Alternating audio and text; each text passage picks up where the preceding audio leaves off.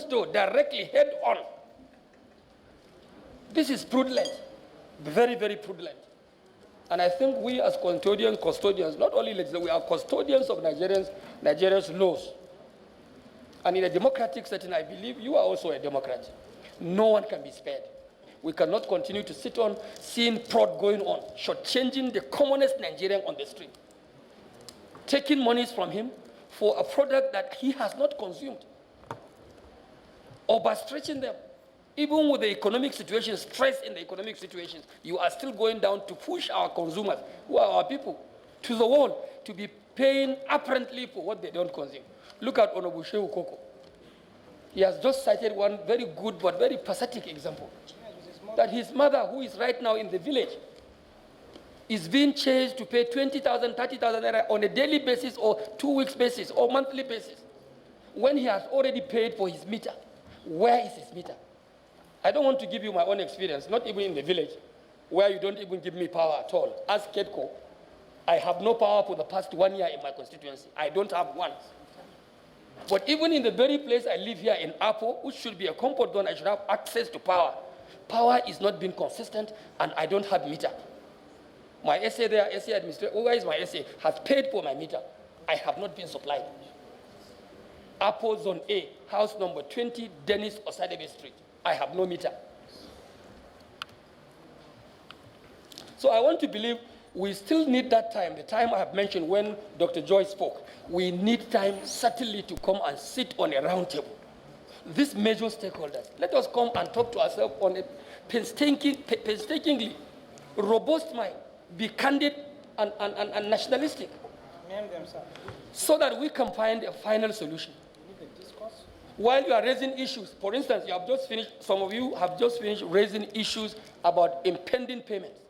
No payments are made. Payments are not made, as at when due.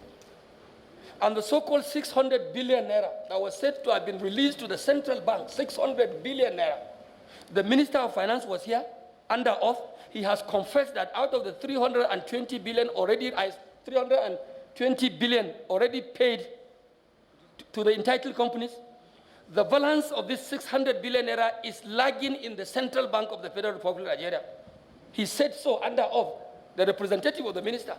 And unfortunately, here we are. The CBN governor decided not to be here for us to cross-check this part. Nigeria's money is being tied down under the Apex Bank in the country for a service that has already been consumed, and government has injected that funds to save the faces of these companies. And the money is still lying down. I don't know what the central bank governor is even busy doing with the money that was meant for an intervention to supply power. These are some of the questions we would have expected the central bank governor to be here in person to answer. And we cannot go ahead to take any reasonable action until when such questions are answered. And one thing that we have to make very clear to the central bank governor, no one of us here will be ready to engage any institution under these circumstances in a private setting. We will not engage anyone in any private committee meeting. Everyone has to be here. We have nothing to hide. And we will not engage any agency into any executive meeting to unravel what we want to unravel. We are doing it in the public, and everybody must appear in public here to attest to this committee what he knows about these inquiries we are making. Yes. Very sad. 600 billion naira released as far back as 2017 and 2018. Only 320 billion naira was injected into the system. And the Minister of Finance here now mentioned here clearly that the balance of that 600 billion naira is still lagging in the accounts of central bank. Why wouldn't we be unhappy about this kind of development? We have availed the opportunity, official opportunity, for this institution to come and explain some of these facts. And this man decided not to come. Where do we get this fact? How do we cross-check our facts? It's so unfortunate. And I don't think this institution can be taken for granted to that extent. We will not allow it.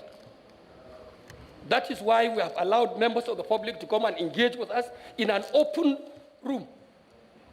So if anybody wants to think that, oh, we'll invite him into a committee room, or we invite him into anywhere else to discuss or engage matters like this, fine, we will not do that. It is called a public investigative public hearing, and we must do that in public. So, my brother, I hope you look at some of these things. We have so much sentiment and concern about these materials. When will this problem stop? Please. Thank you, Chair. These questions are giving us another opportunity to clarify pertinent issues of transformation of the electricity sector. In the beginning of my presentation, I did show a diagram which shows the electricity value chain, where I did spend a few minutes explaining the need to balance the energy being supplied and the naira.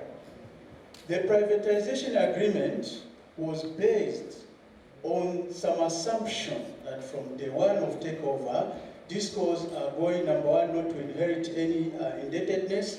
Number two, they were going to face a cost-reflective tariff from day one.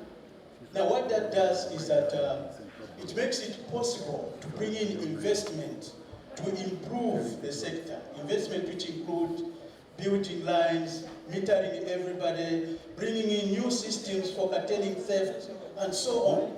Now, when you don't have that tariff, it means that on paper, you can have a very good plan, but you can't implement it because you cannot demonstrate a payback. We would have preferred a situation where the agreement is respected from day one, and today we would have had a totally different story. All our plans are showing all those plans, but they could not be implemented on account that we were shortchanged up to now. The tariff, there's a huge gap. Now, when we look at statistics in percentages, they mislead the entire picture. Let me show a few numbers. ADC, when we took over in 2013, we are collecting 2 billion. Today, we are collecting around 6.5 billion. And we are paying the market between 4.2 billion. But 4.2 as a percentage of a huge NBET bill, which has gone up to 8 billion, 7 billion, it looks like we are not doing nothing because our tariff has not been matched with the movement in the wholesale price. That gap is real and is existing.